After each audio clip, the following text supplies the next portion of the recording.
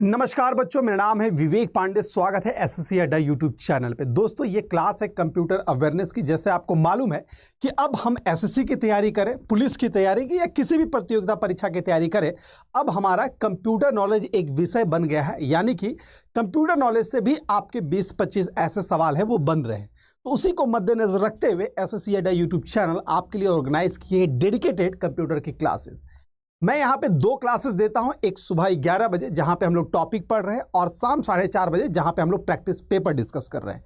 तो ये दोनों सेशंस को अटेंड जरूर कीजिएगा अगर आप यहाँ पे रेगुलर पढ़ना चाहते हैं कंप्यूटर को डिटेल में। तो ये तो हो गई इसकी बात। अगला इंफॉर्मेशन ये है आप लोगों के लिए, 1 सेकेंड।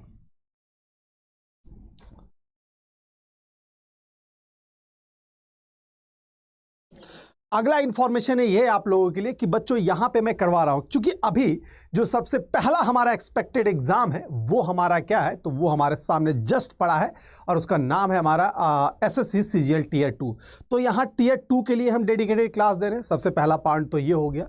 दूसरा, और इसके अलावा कोई भी और एग्जाम की आप तैयारी करते हैं तो वहाँ पे ये क्लास जो है आपको काम आने वाला है।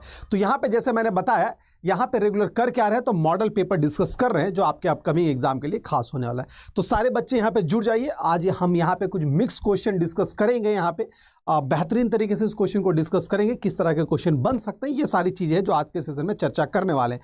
तो बच्चे जुड़ जाइए और अपने लोगों से दूसरे से भी शेयर कर दीजिए ताकि मैक्सिमम बच्चे यहाँ पे कनेक्ट हो जाए। चलिए बात करते हैं टॉपिक पे। तो बच्चों, ज़्यादा समय नहीं लेते हैं और टॉपिक की शुरुआत करते हैं। ये रहा आपके सामने पहला सवाल आपके स्क्रीन पे, और क्या पूछा जा रहा है वो देखते हैं यहाँ पे। Which of the following is best describe the MS Word software. सारे बच्चे लाइव आ चुके हैं, अपना अटेंडेंस जरूर दे दीजिएगा। जितने बच्चे यहाँ पे लाइव आए हैं एक बार अपना attendance they. Yes sir, I am live. जितने भी बच्चे हैं एक बार अपना अटेंडेंस जरूर कमेंट बॉक्स में शेयर कर दीजिएगा, ठीक है। चलिए तो बच्चों, अब पहला क्वेश्चन जो लिया गया है ये आपकी परिभाषा से ली गई है। क्या है आप देख सकते हैं, इसका सवाल का आंसर है वो आप ढूंढने की कोशिश करें। Which of the following best describe the MS Word? और निम्नलिखित में कौन सा MS Word सॉफ्टवेयर का सबसे अच्छा वर्णन करता है? It is an application software. ये हमारा एक एप्लीकेशन। और आप लोगों का कमेंट क्यों नहीं आ रहा है? ठीक है, 1 सेकेंड।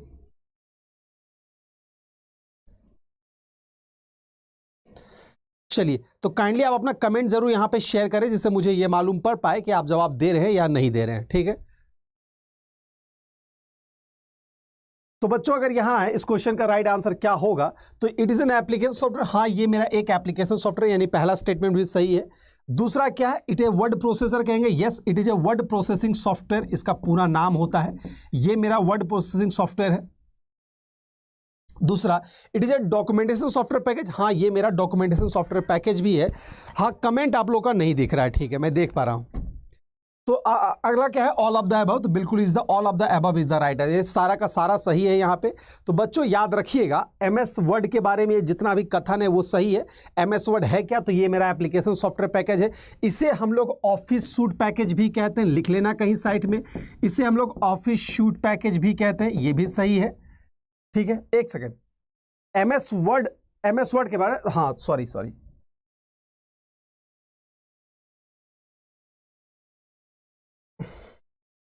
तो एमएस वर्ड के बारे में कौन कौन सा स्टेटमेंट सही है, तो देख सकते हैं इसे हम लोग एप्लीकेशन सॉफ्टवेयर भी कहेंगे, ये वर्ड प्रोसेसिंग सॉफ्टवेयर भी है, ये डॉक्यूमेंटेशन सॉफ्टवेयर पैकेज भी है, यानी all of the above is the right answer. पहला तो ये हो गया, सही है। दूसरा अगर मैं बात करता हूं, याद रखिएगा एमएस वर्ड का जो एक्सटेंशन होता है वो डीओसी होता है या डीओसी एक्स होता है, ये भी लिख लेना कहीं। एमएस वर्ड का जो डिफॉल्ट फाइल नेम होता है उसका नाम डॉक्यूमेंट 1 होता है, ये भी कहीं लिख लेना। डॉक्यूमेंट 1 होता है, ये भी कहीं लिख लेना। साथ ही साथ एमएस वर्ड कि अगर जूमिंग परसेंटेज पूछा जाए तो वो भी लिख लेना। 10% से लेकर 500% तक इसका जूमिंग परसेंटेज होता है। अगर पूछा जाए एमएस वर्ड का जूमिंग हो गया, फाइल नेम हो गया और हमारा एक एक्सटेंशन हो गया, ये तीनों चीज़ें हो गई। साथ ही साथ और लिख लेना कि एमएस वर्ड को स्टार्ट करने के लिए कौन से फाइल का उपयोग करते हैं, तो या तो विनवर्ड लिखते हैं या तो winword.exe लिखते हैं बच्चों, winword.exe लिखते हैं। तो एमएस वर्ड के बारे में इतनी सारी जानकारी जो आपके पास होना चाहिए। ये हमारा एप्लीकेशन सॉफ्टवेयर है, लेटर राइटिंग डॉक्यूमेंटेशन करने के इस्तेमाल में लाते हैं, इसे वर्ड प्रोसेसिंग सॉफ्टवेयर भी कहते हैं। साथ ही साथ इसका एक्सटेंशन एक्सटेंशन ये होता है, ये document1 इसका डिफॉल्ट फाइल नेम होता है। परसेंटेज का जूमिंग 10% से 500% तक होता है, और साथ ही साथ इसको विनवर्ड या winword.exe जैसे फाइल नेम से इसको स्टार्ट कर सकते हैं। तो काइंडली लाइव जरूर जुड़े यहाँ पे अगर आप अपने सवालों का जवाब यहाँ पे चाहते हैं तो, ठीक है।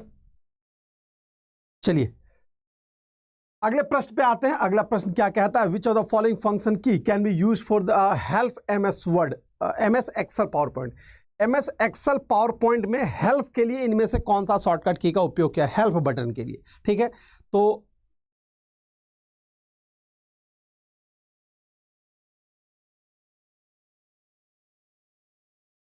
चलिए, तो अगर यहां पे देख पा रहे हैं इस क्वेश्चन का राइट आंसर क्या होगा, तो वो हमारा F3 है, F5 है, F2 है या F1 है।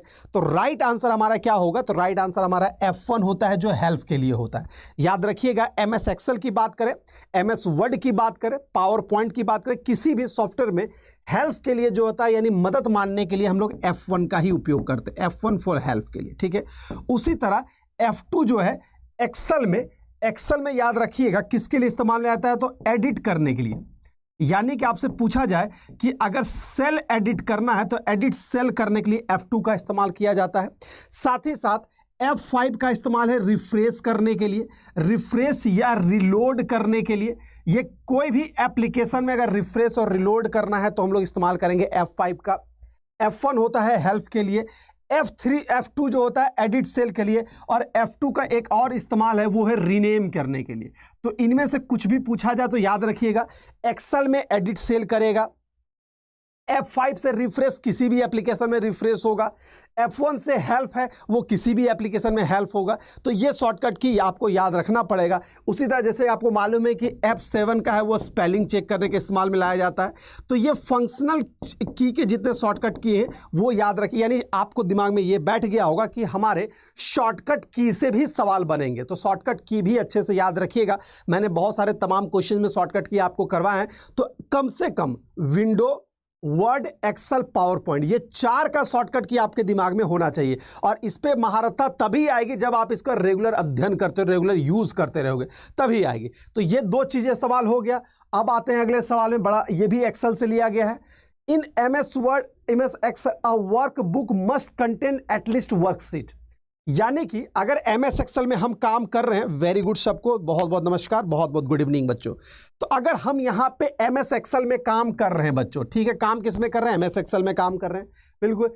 एक वर्क बुक में कम से कम वर्कशीट होती है, थोड़ा सा समझिएगा। सबसे पहले आपको यह जानना चाहिए कि एक्सेल किसे कहते हैं। तो बच्चों एक्सेल कहते हैं स्प्रेडशीट पैकेज को, स्प्रेडशीट। एक सेकंड मैं दिखा देता हूं, एक सेकंड के लिए मुझे समय दीजिएगा, मैं थोड़ा सा दिखा देता हूं, ठीक है। आ जाओ एक्सेल में आपको दिखा देता हूं थोड़ा सा। ये एक्सेल है बच्चों, ये एक्सेल है, देख सकते हैं, मैं ब्लैंक डॉक्यूमेंट, ये एक्सेल है आपका, दिख रहा है सामने में। तो ये एक एक्सेल है और इसी से सवाल पूछा गया है। तो अगर एक सवाल पूछा जाए कि एक्सेल क्या है, तो बच्चों ये मेरा स्प्रेडशीट सॉफ्टवेयर है, ये मेरा स्प्रेडशीट सॉफ्टवेयर है, स्प्रेडशीट सॉफ्टवेयर है, ठीक है, स्प्रेडशीट सॉफ्टवेयर है। स्प्रेडशीट इसलिए कहा गया क्योंकि यहां पे सारी चीजें आपको रो एंड कॉलम के फॉर्म में दिख रहा है, रो एंड कॉलम के फॉर्म में दिख रहा है। पहला चीज ये हो गया। दूसरा, स्प्रेडशीट का सबसे छोटा पार्ट क्या होता है, सबसे छोटा पार्ट होता है सेल। ये देख सकते हो, इसको हम लोग सेल कहते हैं, ये हमारा सेल हो गया। ये बॉक्स जो आपको दिख रहा है ये सेल हो गया। बहुत सारे सेल को जोड़ते हैं तो हमारा शीट बनता है, बहुत सारे सेल को जोड़ेंगे शीट बनता है। देखो यहाँ पे नीचे शीट लिखा हुआ है, शीट 1, मैं चाहूंगा तो शीट 2 करूंगा, ऐसे करके ये शीट होगा। तो बहुत सारे सेल से जुड़ के एक शीट बनता है, और इसी तरह बहुत सारे शीट को अगर ऐड करेंगे तो हमारा वर्क बुक बनता है, वर्क बुक बनता है, यानी कि फाइल नेम। अब एक चीज और याद रखना कि MS एक्सेल का डिफॉल्ट फाइल नेम क्या होता है, तो बुक 1 होता है, बुक 1 होता है। तो एक्सेल के बारे में थोड़ी बहुत जानकारी मैंने यहां पे दी। एक्सेल क्या है, तो स्प्रेडशीट सॉफ्टवेयर है। एक्सेल का सबसे छोटा पार्ट क्या है, तो सेल होता है। बहुत सारे सेल को जोड़ते हैं तो शीट बनता है, बहुत सारे शीट को जोड़ते हैं तो वर्कबुक बनता है। तो वही हमारे एग्जाम में पूछा गया था।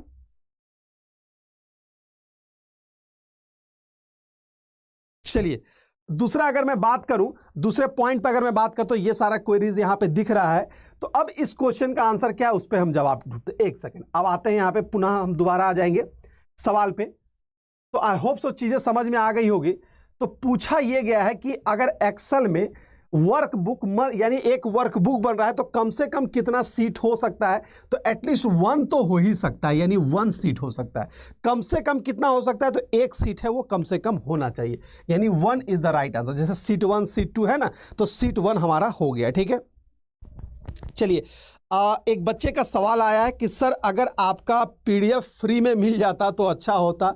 बेटा ये पूरा फ्री है, ये YouTube की क्लासेस जो मैं आपको देता हूं वो पूरा फ्री देता हूं, और ऐसा नहीं कि यहां पे मेहनत से मैं नहीं पढ़ा रहा। रही बात कि अगर आप मेहनती बच्चे हैं तो इन सारे क्वेश्चन को राइट डाउन भी तो कर सकते हैं।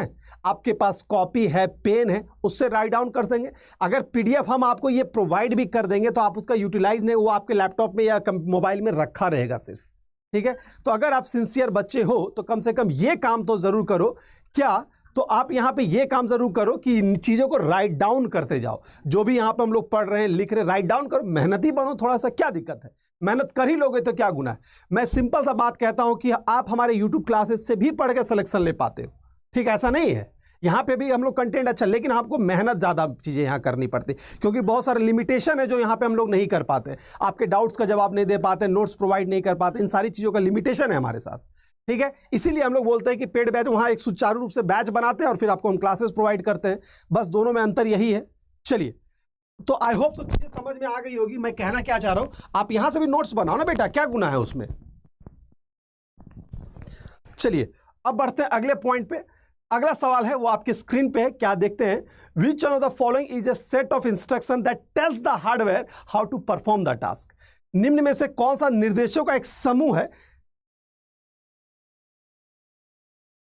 निम्न में से कौन सा निर्देशों का एक समूह है जो हार्डवेयर को बताता है कि कार्यों को कैसे किया जाए। इनमें से कौन सा है जो निर्देशों का एक समूह है, ठीक है, जो हार्डवेयर या डिवाइस को बताता है कि काम कैसे किया जाए, तो उसे हम लोग क्या कहेंगे, उसके जवाब में आंसर पूछा गया है। तो राइट आंसर क्या होगा बच्चों? अगर यहां पे आंसर की मैं बात करूं तो इस क्वेश्चन का राइट आंसर हमारा क्या है? राइट आंसर हमारा हो गया, याद रखिएगा, वो हमारा होता है, सॉरी, वो हमारा सॉफ्टवेयर होगा। सॉफ्टवेयर है क्या? तो सिंपल सा बात रखिएगा, अगर सॉफ्टवेयर की बात करते हैं, किनसे कहेंगे सॉफ्टवेयर? सिंपल सा याद रखिएगा, यहां पे सॉफ्टवेयर है क्या, तो कंप्यूटर का जो इंटेंजिबल पार्ट है, कंप्यूटर का वह भाग जिसको हम लोग छू नहीं सकते, उसे हम लोग क्या कहते हैं? तो उसे हम लोग, याद रखिएगा, उसे हम लोग सॉफ्टवेयर ही कहते हैं, जिसको हम लोग छू नहीं सकते। पहला पार्ट तो ये हो गया। दूसरा पार्ट ये है कि ये है इंटेंजिबल पार्ट, और बनता कैसे है? तो सॉफ्टवेयर जो बनता है उसे हम लोग कहते हैं सेट ऑफ प्रोग्राम से, बहुत सारे प्रोग्राम से जोड़ के, बहुत सारे प्रोग्राम को जोड़ के हम लोग सॉफ्टवेयर बनाते हैं। और प्रोग्राम कैसे बनता है? तो हम लोग इसको कहते हैं set of instruction. Set of instruction, बहुत सारे इंस्ट्रक्शन को जोड़ के प्रोग्राम बनाते हैं, और बहुत सारे प्रोग्राम को जोड़ के सॉफ्टवेयर बनाते हैं, और सॉफ्टवेयर ही बताता है कंप्यूटर को कि क्या करना है। तो क्या लिखा है? Set of instruction, that is वो प्रोग्राम सॉफ्टवेयर के बारे में ही बात कर रहा है। तो राइट आंसर हमारा क्या हो गया? सॉफ्टवेयर। और सॉफ्टवेयर का ही 2 टाइप होता है, एक होता है सिस्टम सॉफ्टवेयर और दूसरा होता है एप्लीकेशन सॉफ्टवेयर। एक सिस्टम सॉफ्टवेयर, दूसरा एप्लीकेशन सॉफ्टवेयर। तो सिस्टम सॉफ्टवेयर का एग्जांपल जैसे ऑपरेटिंग सिस्टम है, तो बेसिकली ऑपरेटिंग सिस्टम ही वो एक ऐसा सॉफ्टवेयर है जो कंप्यूटर को बताता है कि काम कैसे करना है। उदाहरण के तौर पे अगर आपके मोबाइल में भी अड्डा 24/7 का ऐप रखा है आपने, तो वो ऐप चलने के लिए आपको 1 GB रैम चाहिए, आपको 200 MB इंटरनल स्पेस चाहिए, आपको कुछ हर्ट्ज तक प्रोसेसर चाहिए। तो ये सारा चीज को प्रोवाइड करके कौन देता है? तो ऑपरेटिंग सिस्टम ही देता है। और ऑपरेटिंग सिस्टम किसका उदाहरण है? तो सिस्टम सॉफ्टवेयर का उदाहरण है। सिस्टम सॉफ्टवेयर किसका उदाहरण है? तो सॉफ्टवेयर का उदाहरण है। सॉफ्टवेयर किसे कहते हैं? तो सेट ऑफ प्रोग्राम से कहते हैं। सेट ऑफ प्रोग्राम किसे कहते हैं? तो सेट ऑफ इंस्ट्रक्शन से कहते हैं। तो इस सवाल का जवाब ढूंढने के लिए आपको इतनी सारी जानकारी अगर रहेगी तभी सवाल का जवाब दे पाओगे। ठीक है, इसीलिए आपको चीजों को अच्छे से अध्ययन करना पड़ता है। इतना आसान नहीं है बच्चों कि मतलब सिर्फ हम कम मेहनत करके सिलेक्शन ले लेंगे, या शॉर्टकट नहीं चलता। जो बच्चा समय बिताएगा, जो पढ़ेगा, उसी का सिलेक्शन होगा। ठीक है, अब बढ़ते हैं अगले पॉइंट पे। अगला सवाल क्या है वो देखते हैं। मैनुअल आपको बताता है कि सॉफ्टवेयर प्रोग्राम का उपयोग कैसे करें। इनमें से कौन सा ऐसा मैनुअल है जो आपको बताता है कि सॉफ्टवेयर प्रोग्राम का उपयोग कैसे करें? कौन सा ऐसा मैनुअल है जो आपको बताता है कि सॉफ्टवेयर प्रोग्राम का कैसे उपयोग करें? कौन सा राइट आंसर होगा? ठीक है, कौन सा राइट आंसर होगा ये मुझे जरूर बताइएगा। ठीक है, चलिए, तो इस क्वेश्चन का आंसर क्या है? कौन सा मैनुअल है जो बताता है कि कंप्यूटर कैसे यूज करेंगे? इसके बारे में पूछा गया है। जल्दी से इसका आंसर दे दीजिए।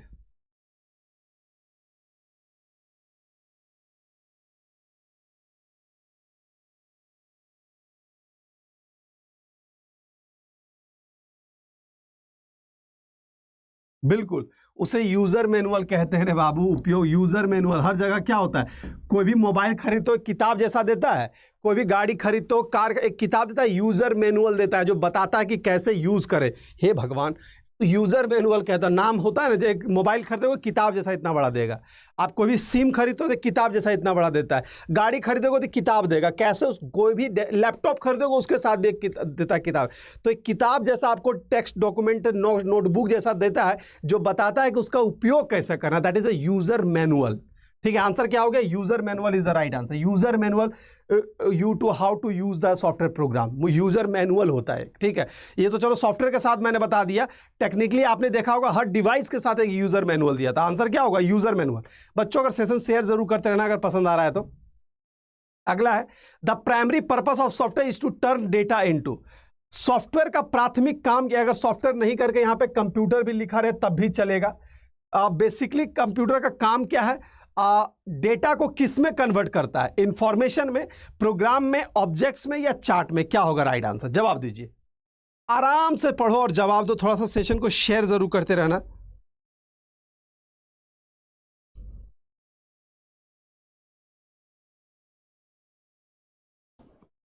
चलिए,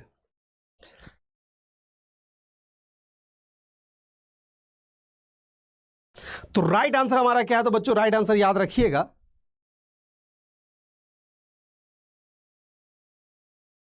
बिल्कुल।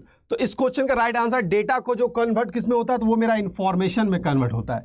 तो प्राइमरी पर्पस सॉफ्टवेयर बोलो या कंप्यूटर बोलो, उसका क्या है, तो याद रखिएगा डेटा को इंफॉर्मेशन में कन्वर्ट किया जाता है, डेटा को इंफॉर्मेशन में कन्वर्ट किया जाता है। इसके बारे में हम लोग जिक्र कर लेंगे। मैं बता दूं, कंप्यूटर का भी बेसिकली काम पूछा जाए तो यही होता है, डेटा को इंफॉर्मेशन में कन्वर्ट करना। अब समझिएगा थोड़ा, कंप्यूटर में जो हम लोग इनपुट दे रहे हैं वो हमारा क्या है, डेटा है, वो हमारा डेटा है, और जो हमें रिजल्ट मिल रहा है वो हमारा इंफॉर्मेशन होता है। तो डेटा और इंफॉर्मेशन में फर्क ये है कि कंप्यूटर जो इनपुट ले रहा है उसे डेटा कहेंगे, जो फाइनल रिजल्ट दे रहा है उसे इंफॉर्मेशन कहेंगे। तो हमारा आंसर क्या हो गया, इंफॉर्मेशन। डेटा को किस में कन्वर्ट किया था, इंफॉर्मेशन में। हमें मॉनिटर से क्या मिलता है, तो इंफॉर्मेशन मिलता है। हमें रिजल्ट किस रूप में मिलता है, तो इंफॉर्मेशन के रूप में मिलता है। कंप्यूटर में इंसर्ट किस रूप में करते हैं, तो डेटा के रूप में करते हैं। तो डेटा को इंफॉर्मेशन में कन्वर्ट करता है वो आपका कंप्यूटर भी एक शब्द में कह सकते हैं। कहीं कहीं सीपीयू भी लिखा रहता है क्योंकि कंप्यूटर का पार्ट होता है सीपीयू, तो वो भी आंसर हो सकता है। कहीं कहीं सॉफ्टवेयर लिखा है तो वो भी आंसर हो सकता है। तो एक सवाल पूछने का मल्टीपल तरीका है। ठीक है, अब देखो यहां पे एक सवाल करवा सकते, इसीलिए हम लोग जो हमारा जो पेड प्लेटफॉर्म, उसकी खासियत यही है बच्चों कि इनसे कितना सवाल, ये टॉपिक अगर हम पूरा वहां कवर कर लेंगे तो सारी चीजें कवर हो जाती है, तो उसका वो खासियतें हो जाती है। इसलिए हम लोग बार बार कहते हैं कि छोटा सा वहां पे आपको लगना है, आके एनरोल करो, पूरे चीज को लिमिटेड टाइम में पढ़ के काम खत्म कर लो वहां पे। चलिए अब बढ़ते अगले पॉइंट पे। The operating system is the most common type of. Operating system किसका एग्जांपल, अभी इसके बारे में बता चुके हैं, यानी इसके बारे में जिक्र कर चुके हैं, तो मैं उम्मीद करूंगा इसका आंसर आप यहां पे करोगे। ऑपरेटिंग सिस्टम जो बेसिकली है वो किसका एग्जांपल होता है, ऑपरेटिंग सिस्टम जो बेसिकली है वो किसका एग्जांपल होता है, ये पूछा गया। What will be the right answer, what will be the right answer, ये आपसे पूछा गया है।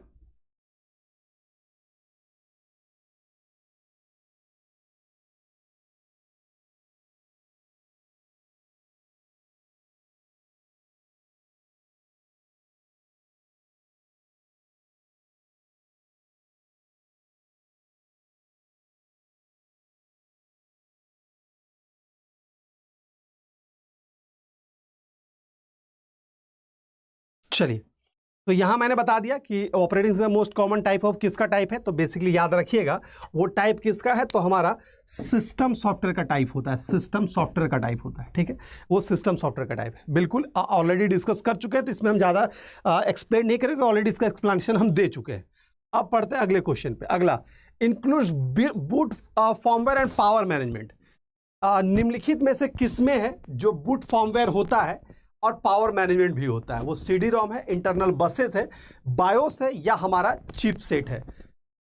आंसर तुरंत आपको समझ में आ जाएगा क्योंकि आंसर लिखा हुआ है। अब इसका आंसर बताइए, क्योंकि क्वेश्चन में आंसर इसका लिख दिया है, शायद मैंने क्वेश्चन सही था और उसको चेंज करना चाहिए। तो इस क्वेश्चन का आंसर आपके क्वेश्चन में ही दिया गया, तो जल्दी से इसका आंसर कर दे बच्चों। Includes boot firmware and power management. Boot firmware power management कौन सा है, CD ROM, internal buses, BIOS, chipset, क्या है? तो राइट आंसर की अगर मैं बात करता हूं बच्चों, इसका राइट आंसर की बात कर रहा हूं, तो क्या हमारा राइट आंसर होगा? तो बेसिकली याद रखिएगा answer will be BIOS. BIOS हमारा राइट आंसर होगा, बायोस। ठीक है, बायोस में है वो बूट फॉर्म होता है हमारा। बेसिकली समझिए ये है क्या, उसके बाद बिल्कुल सारे बच्चे ने बायोस, इंटरनल बसेज नहीं होगा यार, बच्चा समझो, इंटरनल बसेस में बस का मतलब क्या होता है? वायर होता है। ठीक है, और आपने रोम का नाम सुना होगा, रोम का, रोम के अंदर हमारा बायोस होता है। और बायोस क्या बताता है? बूट फॉर्मवेयर, यानी कि कंप्यूटर स्टार्ट करने के लिए जो निर्देश है उसे क्या कहते हैं? तो वो मेरा बायोस ही होता है ना। बेसिक इन, हाँ समझा देते हैं, बहुत अच्छा सवाल बच्चों ने रखा है। तो बेसिकली याद रखिएगा बच्चों कि हमारा कंप्यूटर जो, हम लोग कंप्यूटर को कंप्यूटर क्यों कह रहे हैं? कि वो इनपुट लेता है, प्रोसेस करता है और आउटपुट देता है। तो बेसिकली बायोस एक इंस्ट्रक्शन है, यानी बायोस एक ऐसा प्रोग्राम है, ये ना तो हार्डवेयर है ना तो सॉफ्टवेयर है, इसीलिए हम लोग उसको कहते हैं फर्मवेयर। इसे हम लोग फर्मवेयर कहते हैं। तो बायोस क्या है? तो बेसिकली एक फर्मवेयर है जिसका फुल फॉर्म होता है basic input output system. Basic input output system, basic input output system, basic input output system इसका होता है। याद रखिएगा बेसिक इनपुट आउटपुट सिस्टम। तो ये क्या है? बेसिकली ये एक ऐसा इंस्ट्रक्शन है जो सिस्टम में चेक करता है कि कंप्यूटर इनपुट ले सकता है और आउटपुट दे सकता है, यानी कंप्यूटर का जो बेसिक काम है वो कर सकता है कि नहीं, ये चेक करता है बायोस। और ये कब होता है? जो कंप्यूटर स्टार्ट होता है। समझिएगा, थोड़ा सा एक चीज और मैं बता दूं कि कंप्यूटर जो स्टार्ट होता है उसे हम लोग कहते हैं बूटिंग। कंप्यूटर जो स्टार्ट होता है उसे हम लोग कहते हैं बूटिंग। और बूटिंग जब होता है तो होता है क्या? तो सबसे पहले हमारा बायोस एक्टिवेट होता है, बायोस जो कि रोम में स्टोर है। तो बायोस ये चेक करता है कि भाई कंप्यूटर इनपुट ले सकता है और आउटपुट दे सकता है कि नहीं, ये सारा चेक कर लिया। बायोस का काम जब खत्म हो जाता है उसके बाद चला जाता है ये पोस्ट के पास। तो पोस्ट भी एक प्रोग्राम है, पावर ऑन सेल्फ टेस्ट, जो ये चेक करता है कि भाई सारा हार्डवेयर सही से काम कर रहा है कि नहीं। कंप्यूटर स्टार्ट होने के दौरान आप ये नोटिस करना कि अगर रैम लूज होगा तो बीप का साउंड आता है, रैम लूज होता है बीप का साउंड आता है। कीबोर्ड नहीं लगा होगा तो कीबोर्ड मिसिंग का मैसेज आएगा। तो किसी भी तरह का हार्डवेयर अगर लूज रहेगा तो वो वहां पे मैसेज आता है।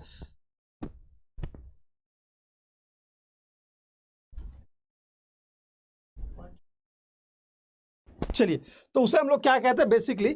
तो पोस्ट वो है जो सारे हार्डवेयर को चेक करता है। और तीसरा जो है वो है हमारा लोडर। लोडर क्या है? तो एक प्रोग्राम होता है जो ऑपरेटिंग सिस्टम को हार्ड डिस्क से रैम में ट्रांसफर करता है। हार्ड डिस्क से रैम में ट्रांसफर करता है कौन? वो लोडर। तो ये सारा काम होता है कंप्यूटर जब स्टार्ट होता है, और इसीलिए इसे बूटिंग सीक्वेंस भी कहते हैं। समझ में आ गया?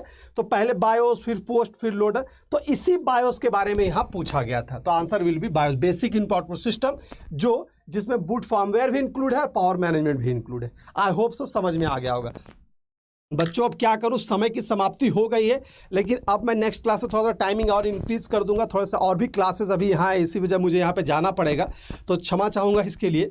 तो आज का सेशन यहीं अंत करते हैं, फिर मिलेंगे कल वाले के से। मेरे पास तो और भी क्वेश्चन था, लेकिन और भी क्लासेस यहाँ पे अभी चलने वाली है, इसीलिए मैं यहाँ पे लीव कर रहा हूँ फिलहाल। तो अभी के लिए इतना ही रखते हैं, फिर मिलेंगे अगले सेशन में, और जहाँ पे इस तरह बेहतरीन क्वेश्चन है जो आपके साथ जिक्र करेंगे। सेशन कैसा लगा ये मुझे ज़रूर बताइएगा, और काइंडली अगर अभी तक चैनल को सब्सक्राइब नहीं किया तो सब्सक्राइब भी ज़रूर कर लीजिएगा।